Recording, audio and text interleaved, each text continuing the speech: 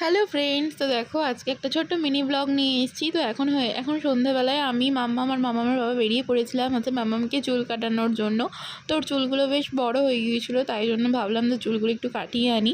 কিন্তু শেষমেশ চুলটা কাটানো হয়নি, কারণ মামাম খুব কান্না করছিল, যার জন্য চুলটা কাটানো একদমই সম্ভব হয়নি। তো বেরিয়ে পড়েছিলাম। তো দেখো এখন রাস্তা দিয়ে যাচ্ছি আর তারপর ওখানে গিয়ে একটুখানি কান্নাকাটি করলো মাম্মাম, যার জন্য চুলটা কাটানো হলো না।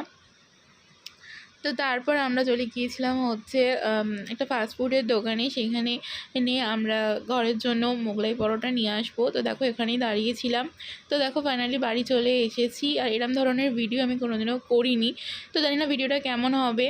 তো দেখো রাত্রে খেতে বসে গেছি। এখানে নিয়ে নিয়েছি মোগলাই, আর মোগলাই সাথে একটু সস আর একটুখানি স্যালাড আর একটু আলুর তরকারিও নিয়ে নিয়েছি।